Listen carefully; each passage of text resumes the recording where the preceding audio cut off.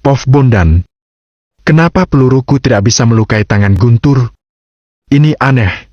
Aku tidak pernah menyaksikan manusia kebal peluru. Jika itu karena dari ritual yang selama ini dilakukannya, kenapa Jumi bisa dilukai?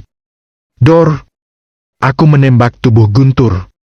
Tapi peluru senapan lagi-lagi tidak melukai Guntur. Hahaha, mau tembak bagian mana lagi, Bondan? Aku Guntur.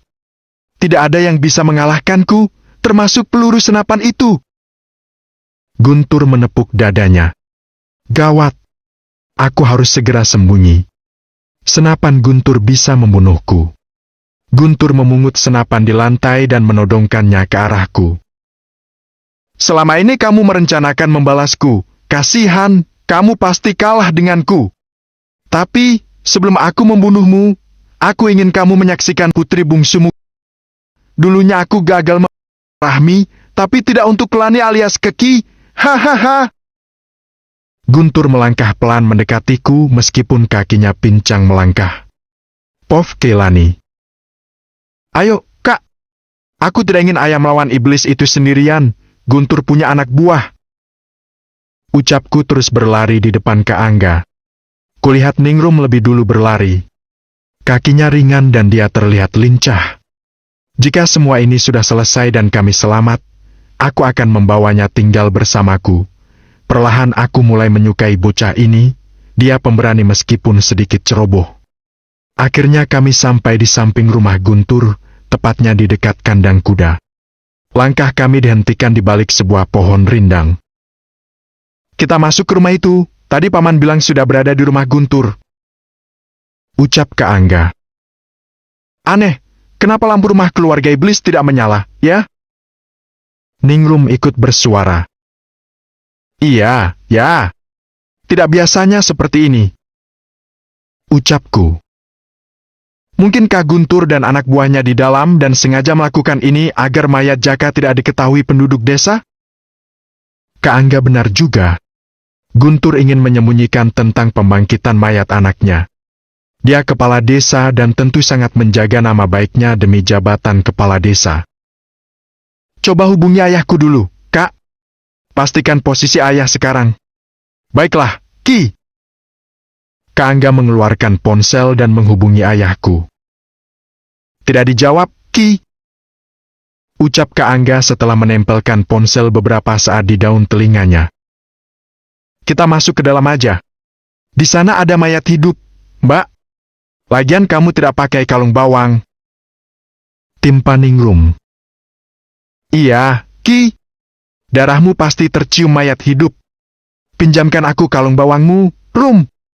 Kamu tetap sembunyi di sini, jangan ikut masuk karena berbahaya. Baiklah, Mbak. Ini. Ningrum menyodorkan kalung bawang putihnya ke aku. Aku menerimanya dan langsung mengalungkan ke leherku. Aku dan Kak Angga masuk ke rumah Guntur melalui pintu depan. Suasana tampak sepi dan lampu terasnya tidak menyala. Ini memudahkan kami untuk melangkah karena tidak terlihat. Pintunya tidak dikunci, Kak. Bisikku melangkah di depan Kak Angga sambil memegang handle pintu dan mendorongnya hingga pintu terbuka. Biar aku duluan. Kak Angga melangkah di depanku masuk lebih dulu. Kami sudah berada di ruang tamu. Tidak ada lampu yang menyala, perlahan kami melangkah menuju ruang tengah. Lampu tetap tidak menyala hingga kulihat ke ujung tangga lantai 2. Ada pantulan cahaya lampu dari salah satu kamar hingga ruangan ini samar-samar terlihat. Tiba-tiba aku terperanjat, mataku menangkap bayangan seseorang lewat di lantai 2. Sembunyi, Kak! Aku menarik Kak Angga bersembunyi di balik kursi. Ada apa? Tanya Kak Angga berbisik. Ada seseorang di lantai 2. Jawabku menuju ke lantai 2. Ki, lihat di sampingmu. Kak Angga menuju ke samping kananku. Astaga! Ada 2 mayat bertumpuk. Lalu kualihkan pandangan ke semua lantai ruangan tengah ini, ada banyak mayat berserakan. Siapa pelaku pembunuhan ini, Kak? Mataku hampir tidak berkedip menyaksikan semua mayat. Daging pembungkus badan mayat sudah seperti dicabik. Ini bukan ulah ayahku, karena luka mayat bukan luka disayat pisau.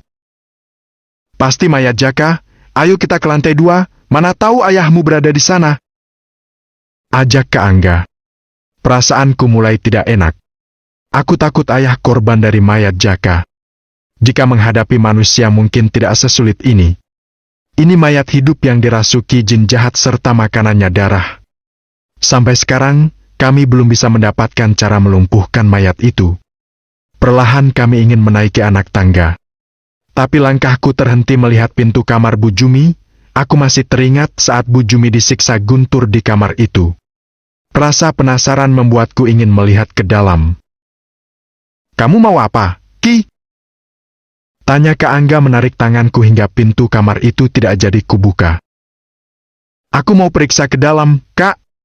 Mana tahu ada ayah. Ucapku. Kita periksa bersama.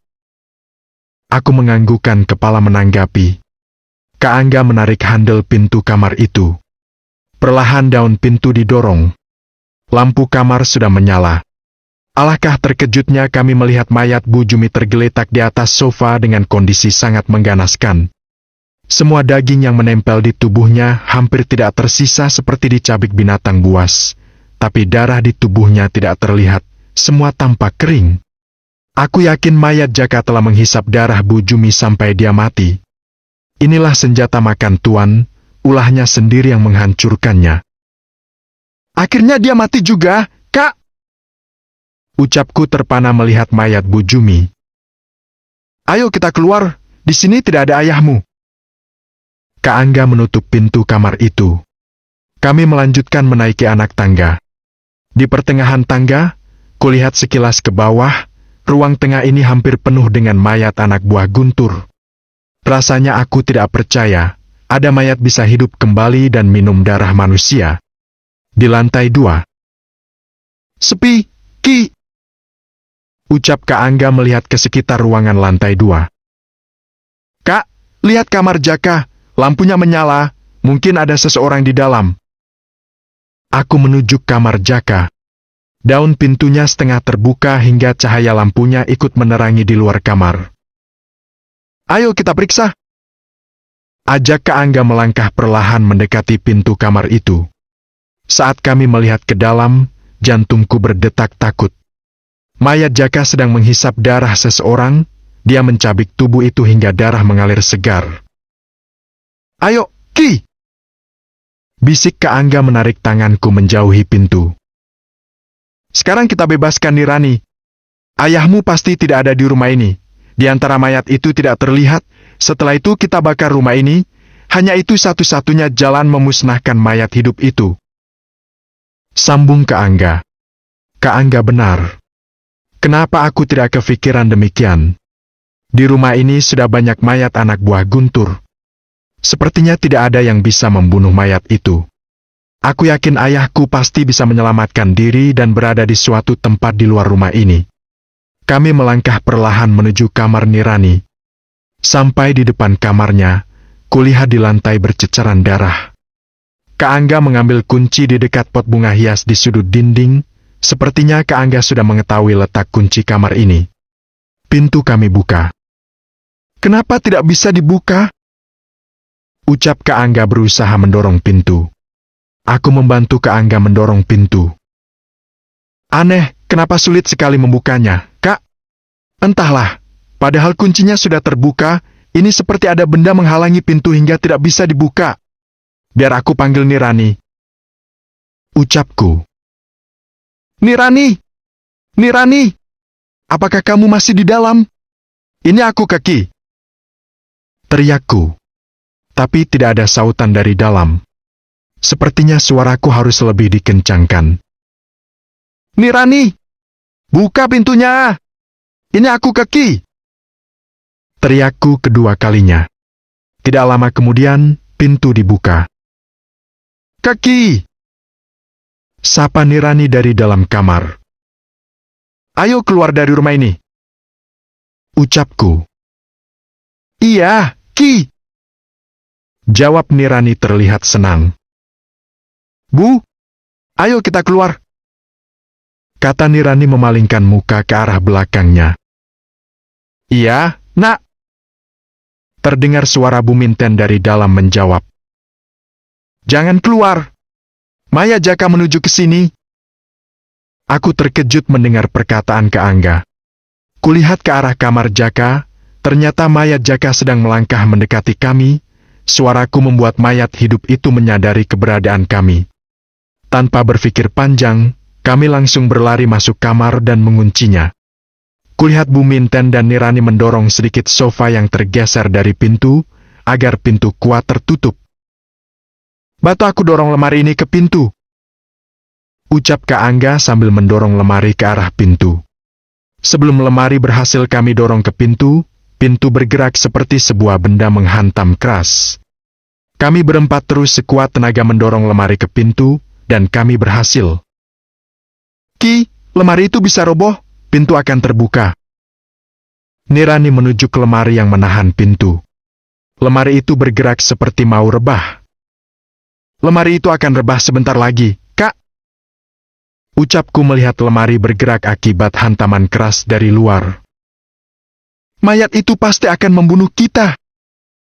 Bu Minten bergetar ketakutan sambil memeluk Nirani. Apa yang harus kami lakukan?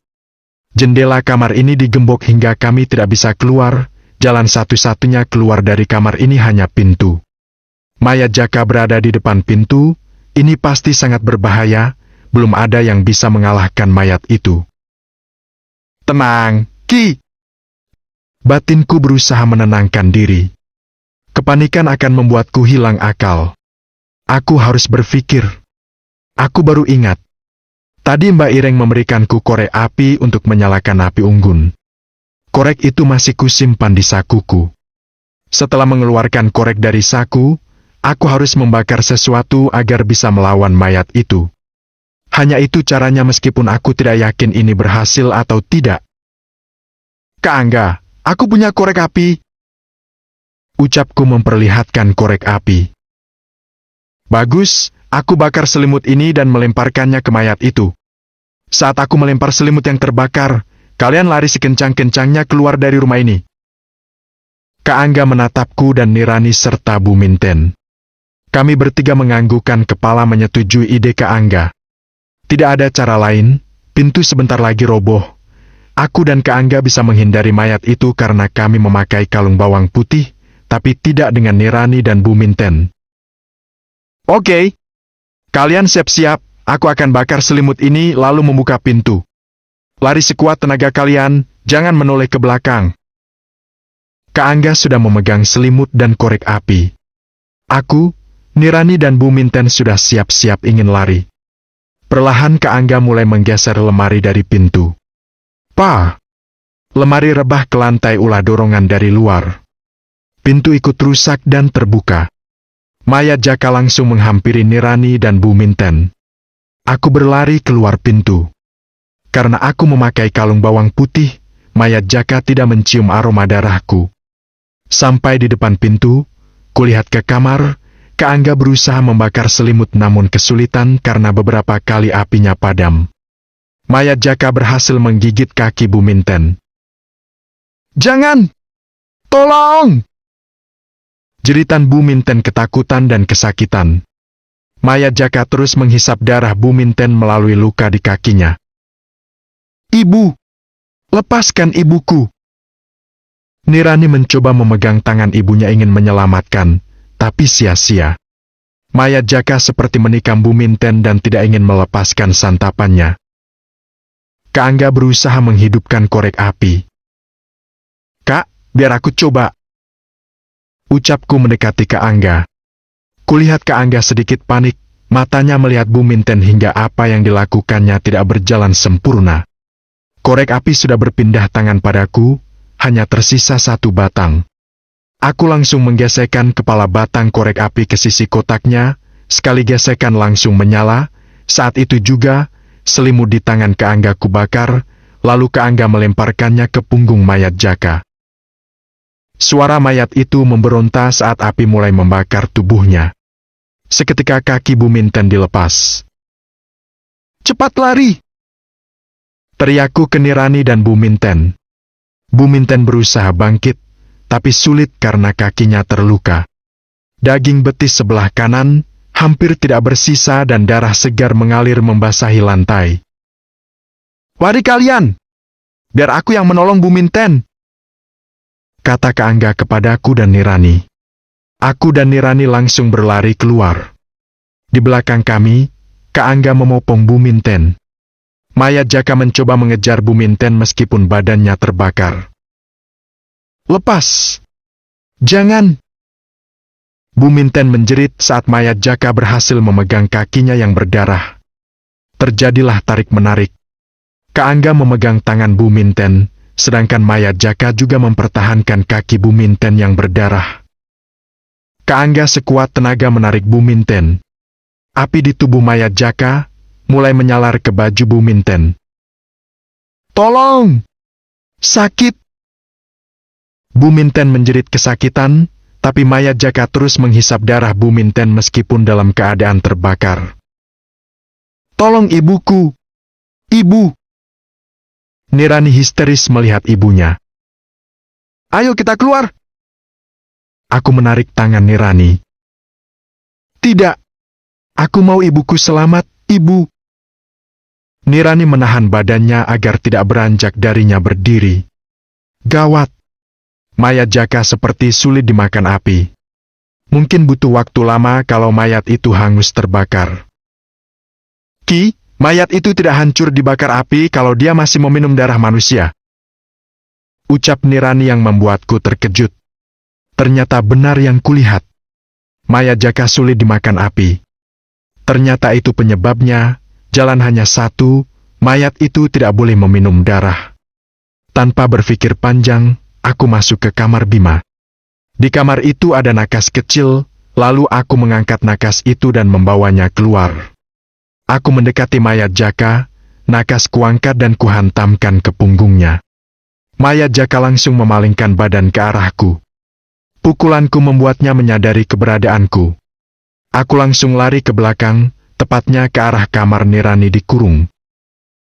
"Lari Ki!" teriak Kak Angga sambil memopong Bu Minten. "Ibu!" Nirani mengambil alas meja, lalu mendekati ibunya. Api tidak terlalu besar hingga dengan mengibaskan alas meja sudah membuat api padam.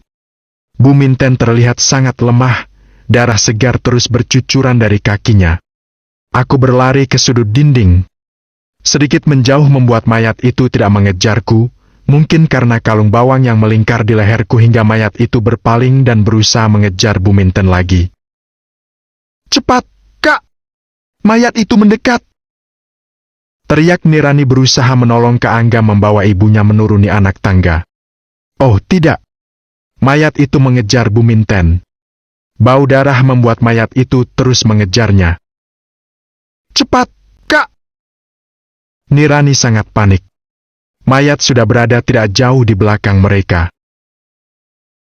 Pegangan Kak Angga dan Nirani terlepas di tengah tangga. Tubuh Bu Minten bergulih ke lantai 1. "Ibu!" Nirani memanggil ibunya. Bu Minten tergeletak di lantai 1 dan tidak berdaya. Kak Angga dan Nirani langsung berlari menghampiri Bu Minten. Mereka berusaha mengangkat tubuh Bu Minten ke arah pintu belakang karena itu yang terdekat untuk keluar. Mayat Jaka terus mengejar Bu Minten. Darah yang keluar dari kaki Bu Minten seperti aroma pemikat bagi mayat itu. Aku tidak hilang akal. Kuambil selimut di kamar Bima, lalu berlari menghampiri mayat Jaka. Dari belakang mayat Jaka, aku menutup kepalanya dengan selimut hingga mayat hidup itu seperti melangkah hilang arah. Ini akan mengundur waktu. Aku menuruni anak tangga. Kulihat Nirani dan Kak Angga berhasil meninggalkan ruang tengah. Sekarang mereka berada di dapur dan sedikit lagi akan melewati pintu keluar. "Cepat keluar!" ucapku. Kulihat di dapur ini, ada minyak tanah dan korek api. Inilah senjataku membuat kobaran api.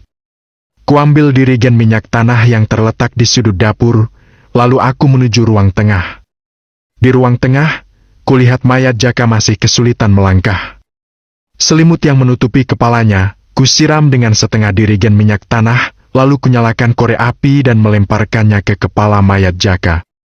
Api menyala besar saat itu juga. Api menyelimuti tubuh mayat Jaka. Aku tidak buang waktu. Secepatnya aku bawa setengah minyak tanah yang tersisa, berlari menuju pintu belakang. Kak Angga dan Nirani sudah berhasil membawa Bu Minten keluar. Sampai di luar, pintu kututup dari luar. Minyak tanah yang tersisa, kusiramkan ke pintu, lalu kubakar. Rumah ini sebentar lagi akan terbakar hangus. Ayo kita pergi dari sini, Kak. Ucapku dengan nafas besar. Dor. Suara tembakan membuat kami terkejut. Seketika kami memalingkan muka ke arah gudang.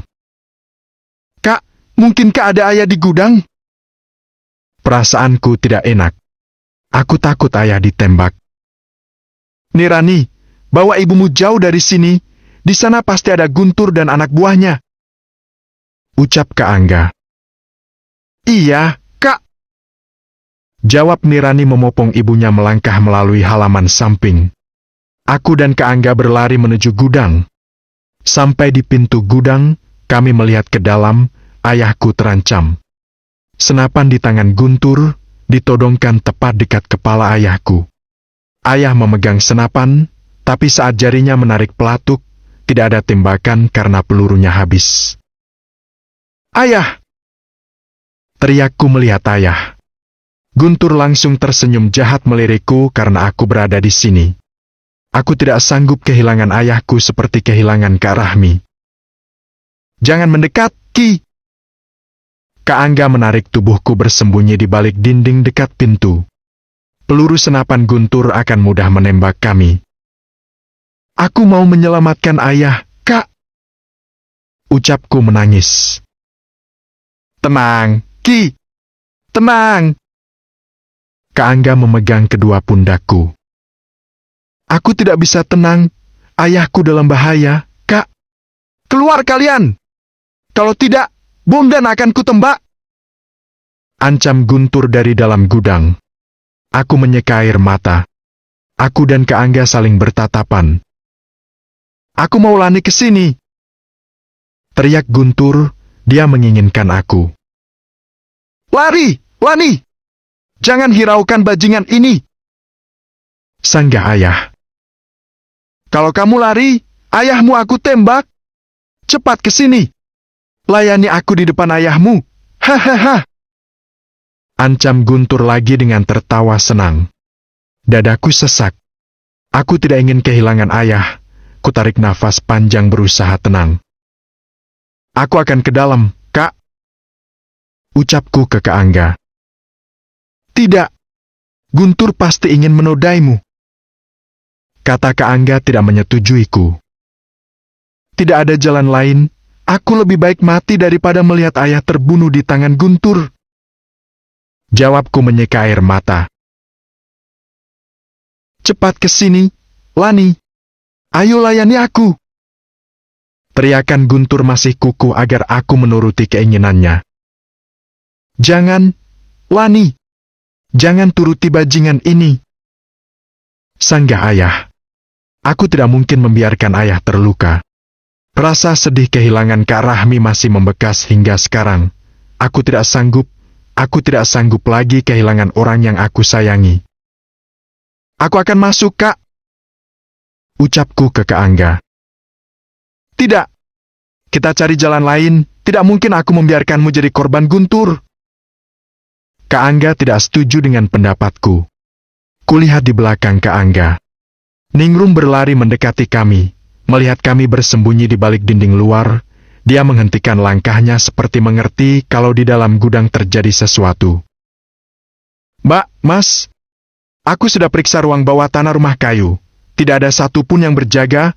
Aku ingin bebaskan mbak-mbak yang dikurung, tapi aku kesulitan karena jepitan lidiku patah. Ucap Ningrum memperlihatkan jepitan lidinya yang patah. Jadi anak buah Guntur yang tersisa melarikan diri. Mungkin karena mayat Jaka alasannya. Sekarang Guntur hanya sendiri. Kak, tolong cari cara bebaskan gadis-gadis itu. Aku akan menghadapi Guntur. Kamu mau mati? Kamu mau hidupmu hancur? Bentak Kak Angga. Percayalah, aku bisa menghadapi Guntur. Tapi, percayalah, tidak ada waktu lagi. Cepat bawa gadis-gadis itu ke sini. Berdebat akan memperlama waktu. Aku takut ayah ditembak. Tanpa menghiraukan perkataan Kak Angga, aku melangkah ke pintu. Ki! Panggil Kak Angga. Aku tetap tidak memperdulikannya. Jangan sakiti ayahku, Guntur. Aku berdiri di ambang pintu gudang. Saat itu juga Guntur dan ayahku memalingkan wajah menatapku. Lari, Lani! Jangan ke sini! Teriak ayah dalam ancaman Guntur. Hahaha, aku suka gadis pemberani sepertimu. Justru itu yang membuatku semakin suka dan sangat bergairah. Jawab Guntur tertawa senang. Bondan, kenapa kita tidak membuat kesepakatan saja? Lupakan masa lalu, terimalah aku sebagai menantumu. Sambung Guntur ke ayahku. Aku tidak percaya apa yang dikatakan Guntur. Setelah mengetahui semuanya, dia masih kukuh agar aku menjadi istrinya. Cuy! Ayah meludahi Guntur hingga mengenai wajahnya. Aku tidak akan sudi menjadikanmu bagian dari keluargaku, terutama suami dari putriku, Guntur. Ayah sangat marah meskipun senapan tepat sejejar di kepalanya. Guntur menyeka air ludah ayah di wajahnya. Ah! Pipi ayah dipukul Guntur dengan ujung senapan. Guntur menatap tajam ke ayah, nafasnya besar. Baiklah, jika dengan cara ini kamu tidak mau, tidak masalah. Tapi aku akan tetap menikmati tubuh Lani, atau kamu mati. Jawab Guntur sangat marah. Jangan sakiti ayahku. Aku akan menuruti kemauanmu, Guntur. Ucapku. Aku sangat takut Guntur menembak ayahku. Hahaha, bagus. Sekarang kunci pintu, lalu berdiri di sudut sana. Guntur menunjuk dinding sudut di dalam gudang. Aku tidak punya pilihan. Terpaksa aku masuk gudang dan berdiri di tempat yang ditunjuk Guntur. Kulihat Guntur mengambil tali di sudut gudang, lalu dia mengikat ayahku di tiang. Ayah mencoba melawan. Akan kutembak anakmu! Ancam Guntur menodongkan senapan kepadaku. Ayah terpaksa diam sambil menatapku. Setelah ayahku terikat, Guntur mendekatiku. Wajahnya seperti manusia haus nafsu, tatapan matanya seperti ingin memangsaku. Aku juga siap-siap untuk menjalankan rencanaku. Ayo ikut aku ke sana. Guntur menunjuk tikar plastik di sudut lantai di balik beberapa karung yang berjejer. Mungkin biasanya digunakan untuk istirahat anak buahnya yang menjaga gudang ini. Baiklah, ayo mendekat. Mari kita bersenang-senang. Titah Guntur kepadaku. Dia menodongkan senapan padaku. Jangan sakiti anakku. Angga, tolong Lani. Teriak ayah menangis melihat aku dan Guntur menuju tikar di sudut ruangan. Jangan menangis, ayah. Aku akan baik-baik aja. Jawabku berusaha membuat tangis ayah berhenti. Tidak. Jangan sakiti anakku, Guntur. Bunuh aku. Bunuh aku sebagai gantinya. Ayah terus menangis memohon. Hahaha, Bondan, Bondan, itulah akibatnya mencoba melawanku. Aku Guntur. Tidak ada yang bisa mengalahkanku.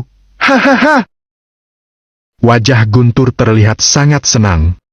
Sebentar lagi kamu akan menerima balasanku, Guntur. Aku akan menghadapimu meskipun nyawaku taruhannya. Akan kutepati permintaan Kak Bima, dan dendam ini pasti terbalaskan. Buka bajumu! Titah Guntur sambil menodongkan senapan. Aku diam menatapnya. Cepat buka bajumu! Suara Guntur lebih lantang terdengar. Jangan Lani! Jangan lakukan itu! Kata ayah berteriak karena juga mendengar ucapan Guntur. Diam Bondan! Berteriak lagi kamu, akan kutembak putrimu. Ancam Guntur kepada ayah, meskipun matanya tidak lepas menatapku. Hanya suara tangisan ayah yang terdengar sekarang. "Cepat buka baju dan celanamu!" Sepertinya nafsu Guntur sudah diubun-ubun. Kulihat jaraknya hanya 2 langkah di depanku. Dia menodongkan senapan semakin dekat. Tiba-tiba, dor! Guntur menembak karung yang tidak jauh dari ayahku. Ini bentuk ancamannya agar aku membuka baju dan celana panjang yang kupakai. "Jangan tembak ayahku!" ucapku seketika. "Aku akan buka bajuku. Tolong jangan tembak ayah." Sambungku memohon. "Bagus, cepat lakukan. Aku sudah tidak sabaran. Sudah lama aku memendam hasrat ini." Jawab Guntur. Aku membuka baju dan celana panjang yang kupakai. Guntur tersenyum nafsu melihat tubuhku yang hanya memakai pakaian dalam saja. Tanpa berpikir panjang, dia mendekat hingga punggungku menyentuh dinding. Kalung bawang yang kupakai ditariknya lalu dilempar ke lantai. Perlahan dia membuka celananya. Tubuhku sangat dekat dengan tubuhnya.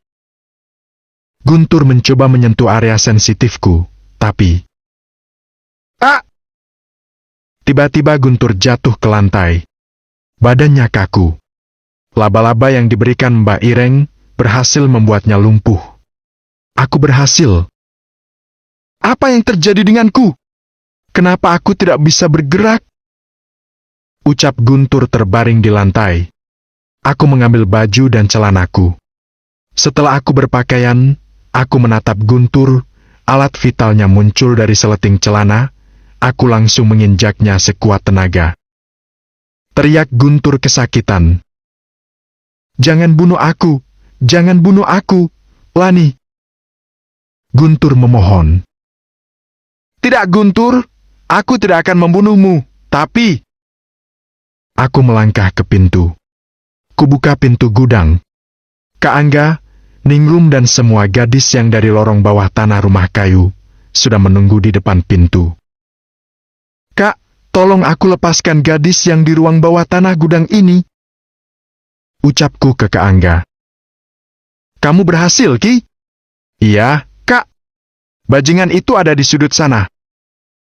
Aku menuju ke arah Guntur tergeletak di lantai. "Biar pamanku lepaskan dulu." Kak Angga melangkah masuk. "Akan kubebaskan mbak-mbak yang ada di ruang bawah tanah," ucap Ningrum, lalu juga masuk ke gudang. "Biar kami siksa bajingan itu. Dia telah menghancurkan hidupku," ucap seorang gadis. "Biar aku yang membunuhnya. Biar kami cincang tubuhnya. Biar kami yang bakar tubuh bajingan itu." Semua gadis di depan pintu meminta agar mereka yang menghukum Guntur. Aku rasa itu pantas karena Guntur sudah memperlakukan mereka seperti binatang. Inilah saatnya mereka membalaskannya.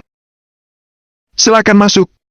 Dia ada di sudut sana," ucapku lalu menuju ke arah Guntur tergeletak kaku di lantai. "Ayo serbu bajingan itu. Kita hajar dia. Ayo, bunuh bajingan itu." Semua gadis-gadis tahanan Guntur masuk ke gudang. Aku mengiringi mereka melihat apa yang akan terjadi dengan Guntur. Kulihat ayah, Kak Angga dan Ningrum berdiri tidak jauh dari Guntur ingin menyaksikan yang akan terjadi. "Jangan! Jangan sakiti aku!" Guntur memohon. Tapi semua gadis-gadis dari lorong bawah tanah rumah kayu dan gudang ini seperti kesetanan ingin mengganjar Guntur. "Aku akan memberikan kalian uang banyak, tapi hentikan semua ini!" Teriakan Guntur memohon tidak mereka hiraukan. Yang lebih sadisnya, mereka menelanjangi Guntur, tapi sebelumnya mereka mengambil pisau yang terselip di pinggang Guntur. Tanpa rasa kasihan, salah seorang dari mereka memotong alat vital Guntur hingga tidak bersisa. Teriakan kesakitan Guntur saat alat vitalnya putus. "Rasakan itu! Kamu membunuhku setiap malam, ini balasanku!" Amarah seorang gadis yang terdengar sangat lantang. "Sakit! Jangan!" Guntur memohon. Gadis-gadis itu tidak memperdulikannya. Tubuh Guntur diinjak-injak dan ditendang. Api! Api! Kebakaran! Terdengar dari luar orang-orang berteriak. Api besar menyelimuti rumah Guntur. Seketika, kami keluar dan melihatnya. Beberapa penduduk desa mencoba memadamkan api. Di sekitar rumah Guntur sudah banyak penduduk desa menyaksikan kobaran api. Jangan! Jangan padamkan apinya! Ada mayat hidup di dalam! Teriak Kak Angga mencoba menghentikan warga. Kamu jangan fitnah kepala desa kami! Bantah seorang warga. Dia bukan kepala desa yang baik. Dia seorang germo yang menjual gadis-gadis. Kami korbannya. Sanggah seorang gadis. Ya, setiap malam kami di ruang bawah tanah. Ucap gadis lainnya. Ibu. Seorang gadis yang ku tahu namanya Nining, mendekati ibu-ibu yang menyaksikan kobaran api. Dia adalah gadis yang hilang dan yang pernah ingin ku selamatkan sebelum kakiku pernah tertembak.